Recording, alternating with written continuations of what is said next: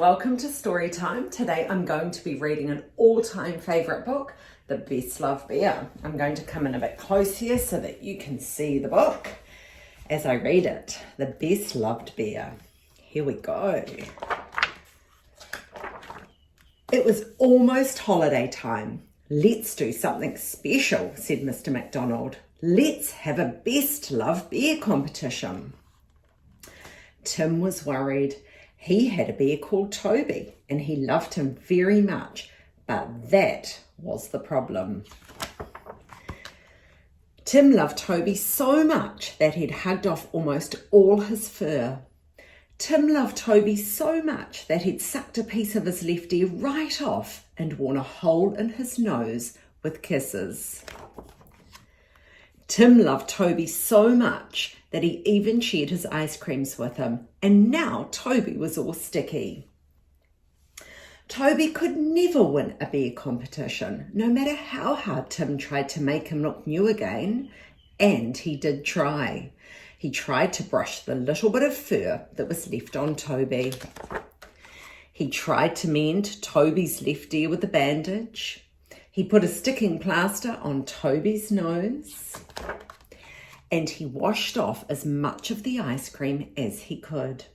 The next day, Tim carried Toby to school in a brown paper bag so that no one could see how tatty he looked. Put your bears on the table, said Mr. MacDonald. Mrs. Hall is going to be the judge. Hurry up, Tim. Where's your bear? Tim took Toby out of the bag. Mrs. Hall, the principal, looked at number 1. This is a smart bear, she said. Someone has made this bear a new jacket. He must be loved. Then she looked at number 2.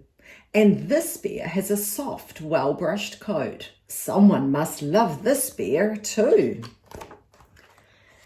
Then Mrs. Hall looked at bear number 3. Now this bear must be loved very much, she said. Someone has been shining his nose and paws.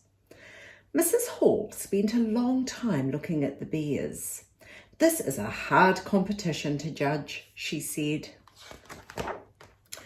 Then she looked at number 20. My word, she said. Number 20 is an interesting bear. Tim went red.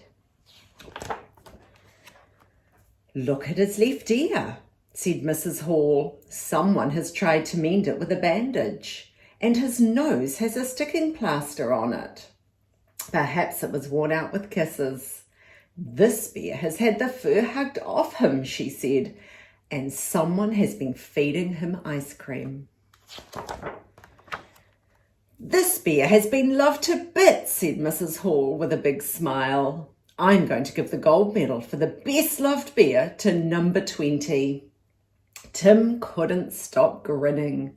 He tied the medal around Toby's neck. And that afternoon, he carried him on his shoulders all the way home.